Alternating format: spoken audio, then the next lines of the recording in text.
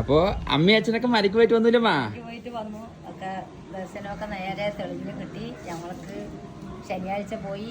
നമ്മൾ പമ്പിൽ നിന്ന് 1 മണിക്കാണ് കുളി കഴിഞ്ഞ് യാത്ര തുടങ്ങി. 4:45 ദർശനം കിട്ടി. അങ്ങനെ വിരിയിലൊക്കെ പോയി. നമ്മളൊക്കെ എല്ലാവരും കൂടി 29 പേരാണ് ഞങ്ങൾ പോയത്. അപ്പോൾ എല്ലാവരും കൂടി അവിടെ പോയി സന്നിധാനത്ത് തന്നെ അവിടെ കിടക്കാനുള്ള അവസരം ഉണ്ടായിരുന്നു. കിടന്ന് നെയ്യഭിഷേകം ചെയ്യാൻ നമ്മളെല്ലാം കൊണ്ടുപോയി നെയ്നാളികരൊക്കെ ഉടച്ച് നെയ്യഭിഷേകത്തിന് കുറേ ഗുരുസ്വാമികളും നമ്മുടെ കൂടെയുള്ള എല്ലാവരും കൂടി അവർ പോയി. ഞങ്ങളൊക്കെ അവിടെ കിടന്ന് രാവിലത്തെ ഭക്ഷണം റവ ഉപ്മാവായിരുന്നു, അത് കഴിച്ചു. അങ്ങനെ ഉച്ചക്കലത്തെ ഊണും കഴിഞ്ഞ് ഞങ്ങൾ 1:45 വണ്ടിയെടുത്തു. യാത്രയൊക്കെ സുഖമായി. 12 മണിക്ക് ഒരിക്കൽ കൂടി തൊഴുതാൻ പറ്റി.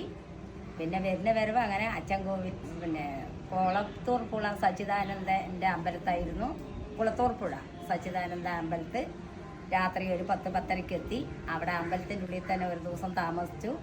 പിറ്റേ ദിവസം 4:45 നിർമ്മാല്യം തൊഴുതി. അവിടെ നിന്ന് അങ്ങനെ ആര്യങ്കാവിൽ അയ്യൻ്റെ അടുത്തെത്തി.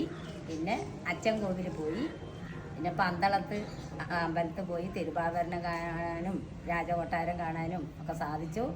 അവിടെ നിന്ന് ഭക്ഷണം കഴിച്ചു. അങ്ങനെ ലാസ്റ്റ് ഏറ്റുമാനൂർ പോയി. 4:20 എത്തി. 5 മണിക്ക് നട തുറന്നു. അവിടെ നിന്ന് തൊഴുത് ഇറങ്ങി. അങ്ങനെ അവിടെ നിന്ന് വണ്ടി എടുത്തു. ഞങ്ങൾ മാലിയും അവിടെ നിന്ന് തന്നെ ആ അമ്പലത്തിൽ നിന്ന് തന്നെ ശ്രീകൃഷ്ണൻ്റെ അമ്പലത്തിൽ പോയി മാലിയൂരി. രാത്രി ഒരു 10 മണിക്ക് വണ്ടി കയറി വന്നു. വീട്ടിലൊരു 12 മണിക്ക് എത്തി. യാത്രയൊക്കെ സുഖമായിരുന്നു. എല്ലാവർക്കും നല്ല ഒരു ഇതായിരുന്നു പോയതിൽ. അപ്പോൾ ശബരിമലയ്ക്ക് പോകണമെന്ന് പറഞ്ഞു. എല്ലാവരും അമ്മനെ അന്വേഷിച്ചിട്ടുണ്ട്.